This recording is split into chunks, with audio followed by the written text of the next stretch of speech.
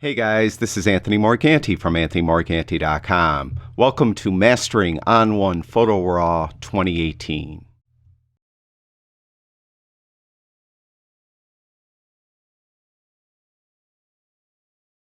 In this video, we're going to take a look at the color enhancer filter that's found in the effects module of On1 Photo RAW 2018. In this image, I already did some develop processing. I did some tone and color adjustments. I added some sharpening. I did lens corrections. And I did do some transform adjustments because there are buildings in the image and the buildings look crooked and they look like they were falling backwards. So I did some transform adjustments. Now I'd like to do some effects. So we're going to go over to the effects module. And as I mentioned, today's video, we're going to work with the color enhancer filter. Now there's a lot going on in the color enhancer filter. It's really broken up into several sections, but the two main sections are this part right here to affect white balance and this part down here to affect color range.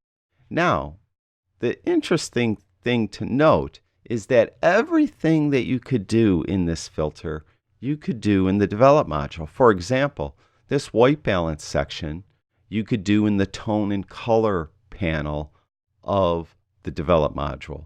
This part down here with color range, you could do in the color adjustment panel of the develop module. So since you could do everything here in the develop module, why would you want to bother to do anything in the effects module? Well, with the filter in the effects module, you have the additional capability of using more than one. You may want to use a specific white balance for, let's say, the buildings and the water, then use a mask so it only affects the buildings and the water, then use another color enhancer filter to just use a white balance for the sky, and then use a mask to mask it away from where you don't want that second color enhancer filter to work. So you could double up, triple up, you could use 3, 4, whatever. You could use a lot of them.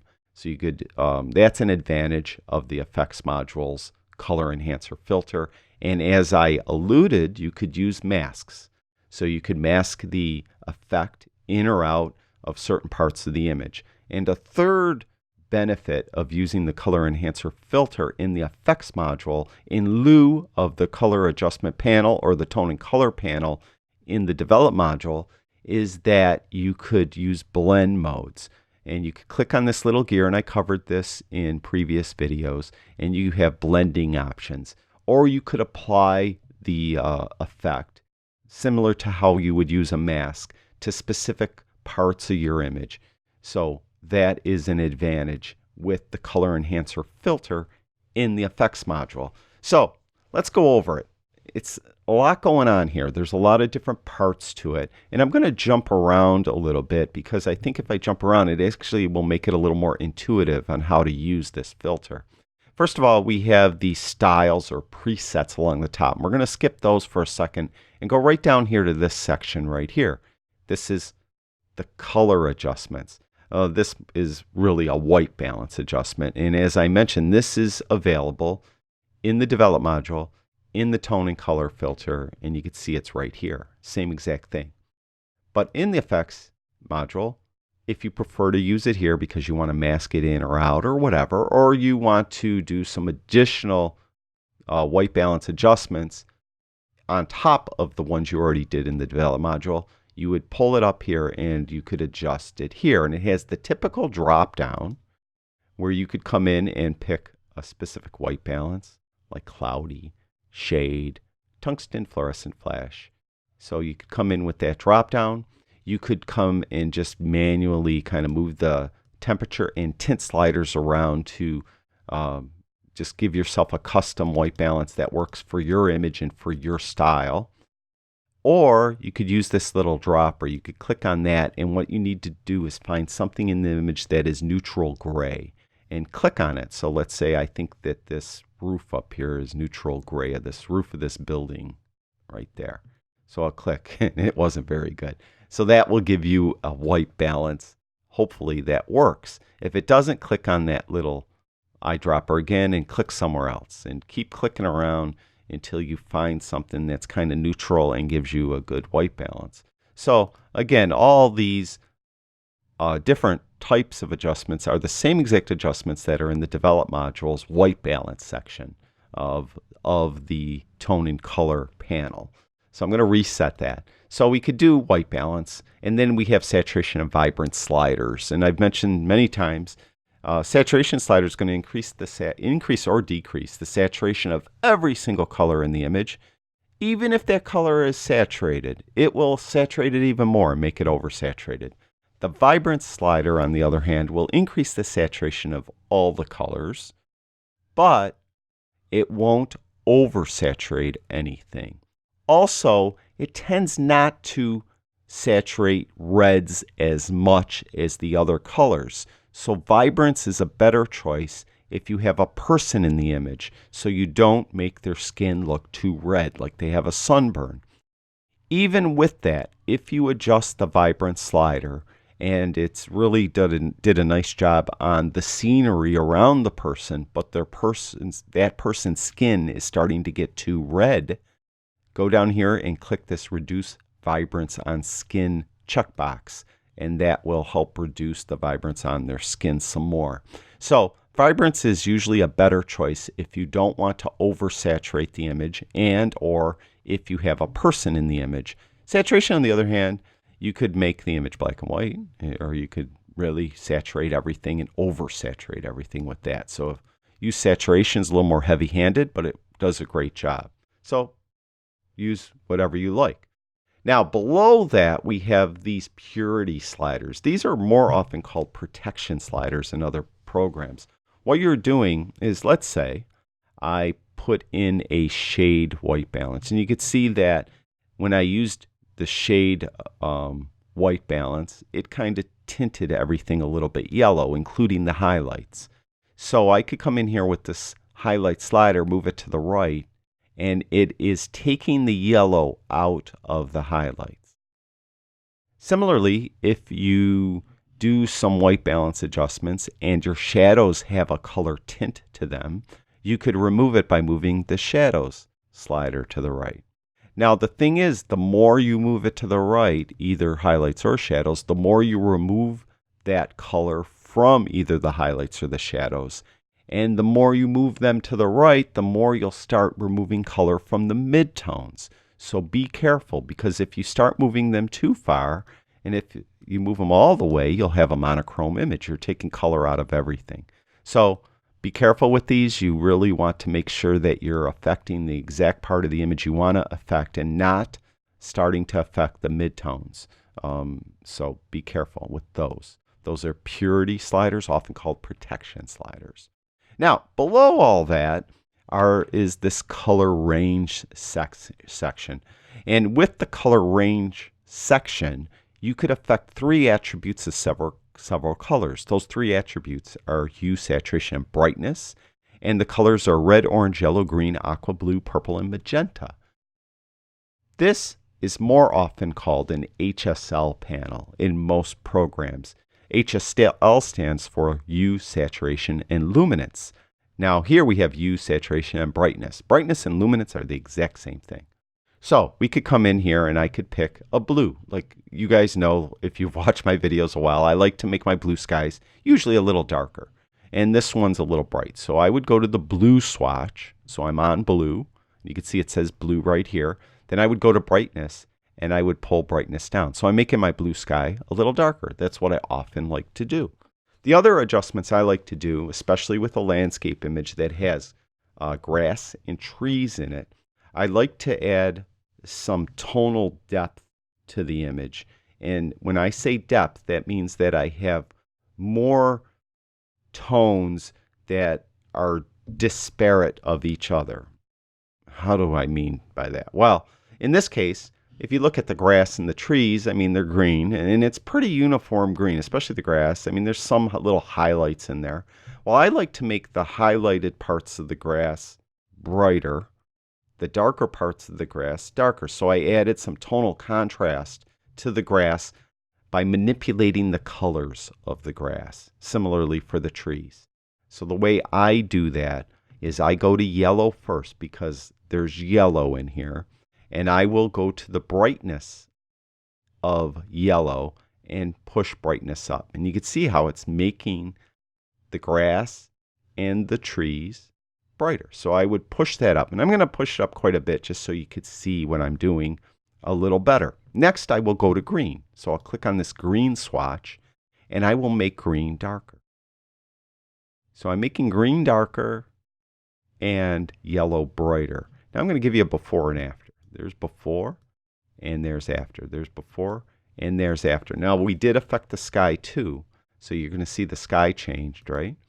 But you can see what happened here is I'm still in shade over here too. I should probably put that as shot, and maybe we could even see better what I'm talking about. So yellow has brightness up, green has brightness down, and there's before, there's after, before, after. What I will often do too is sometimes I will increase the saturation of one or both of the colors. So I'll go to yellow and I'll take saturation up a little on yellow. So there is before and after. So now I have, instead of just this uniform plot of grass, it's a little more interesting. It has a little more tonal depth. Some parts it's a little brighter yellow and a little more saturated. In other parts it's a little duller green. And I think that adds a lot to it. And the same for the trees. You can see how the trees kind of get some yellow highlights to them. And I think it adds some pizzazz to the image, for lack of a better term. So that's just one thing you could do, and that's what I often do. Maybe there's certain things you like to do. Maybe you like to do the opposite. You bring the brightness of yellow down and bring the brightness of green up, or something like that. Whatever works for you. Experiment with it and see how you could use this color range section of the color enhancer filter to fit your style.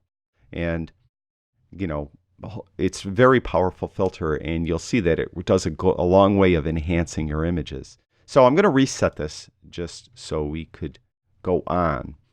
Below all this, we have this hue drop down. Right now it says adjust hue, but if we open it, you can see we have hue, saturation, and brightness. Those are our three sliders right here.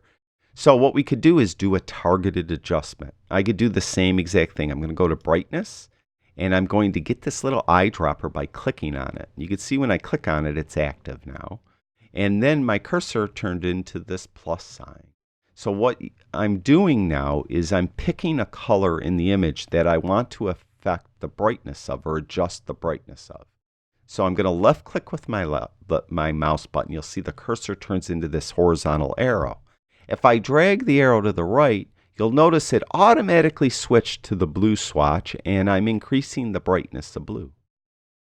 If I drag my mouse to the left, I'm still holding in that left mouse button, you can see that I'm decreasing the brightness of blue. So this is the way I could just target a color in the image without having to manually click on the appropriate color swatch.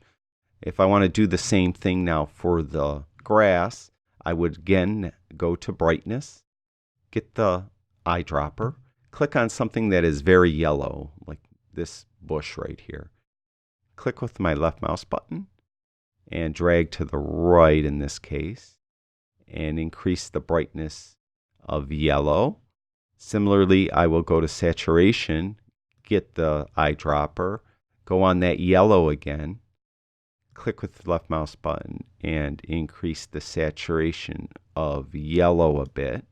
Then I could again go this time to brightness, get the eyedropper, pick something that I know is green like this tree, click with the left mouse button and drag down the brightness. And the curious thing here, I clicked on this tree right here, but it picked the orange color swatch. So what you click on may not be exactly what it picks, meaning I thought I picked on green, clicked on green, but it's orange. But it does the job. I mean, so there's before and there's after. So you could see how I did pretty much the same adjustments I did a second ago manually, but this time I used the targeted adjustment tool to do those same adjustments. Now this range slider affects the range of tones or the range of colors that these sliders will adjust. Meaning, if, let's go, I think to demonstrate, I'll go to yellow. And I'm going to turn saturation way up and brightness way up. Okay, so obviously I wouldn't leave it like this, but this is for demonstration purposes to show you what range does. If I move this range slider to the left, you'll see it's starting to restrict what is getting affected by the saturation and brightness sliders being at 100. So I'm reducing the range. Let's face it, when you're adjusting yellow, you're not only adjusting the brightness, saturation, or hue of actual yellow, you're adjusting the colors on either side of yellow. So yellow orange and yellow green get adjusted a little bit too. If I move this slider to the left, I'm restricting the range to more of just yellow. If I move it to the right, I'm spreading that range out. So I'm starting to affect other colors that are near yellow, like the buildings. You can see. So that you could increase or decrease the range of what is being adjusted by the hue, saturation, and or brightness sliders. So that kind of helps you better dial in or tune in your adjustments to your image so it works for you. So again, I would encourage you to practice with this. Usually I don't change the hue of the colors, but there may be an instance where you want to demonstrate that. I'll go to blue. And this is now going to affect just the blue sky because there's nothing else blue in the image. But I'll come in here and I'll move this hue slider to the right. And you can see how it's starting to make the sky a little more magenta. And if I move it to the left, it's starting to move it more towards cyan or even gray. So you can see how this hue slider will affect the actual hue of the color you're adjusting, in this case, blue. So that is pretty much everything you need to know about this color enhancer filter. One thing I should talk about real quick. I kind of took it for granted. Let's reset it. Is these styles going across the top. I call them presets. First of all, if you click the auto, that's going to give you an auto white balance. It's not going to affect any of these sliders down here. So if I click on this, it just gave me an auto white balance. You could see that this auto button is now active. So I'm going to reset it. Another way to do it is instead of clicking here, I could click this auto button right there, and it gave me the same exact adjustment. So auto is for auto white balance. It's not going to do anything down here. These other styles or presets will not really adjust any white balance settings. They're going to adjust stuff down here. So if I click on fall, you could see that it went to the green swatch and it adjusted hue of green. Sky adjusted that sky. Desert did kind of whatever they call a desert look. Foliage enhances foliage. We have the drop down and there's more. We can make the image cooler, darken the sky, desert, fall, increase color. And also, yeah, let's say we do increase color. It will then affect the saturation and vibrance sliders as well. So these styles one of them will do color temperature where the other ones will adjust either saturation, vibrance, or this color range down here. So whatever you like. And if you find a setup like the setup I did, where I like to darken my skies. Here, let's reset this. And if I go to blue and I purposely bring brightness down on blue, and then I go to yellow and I like to bring brightness and saturation up on yellow, then on green, I like to bring the brightness down on green. So this is kind of like what I do to a lot of images. You can see there's before and after. Before and after. I could make a preset style for this. So I'll click on more and I'm going to go to save new style and I'm going to call this landscape.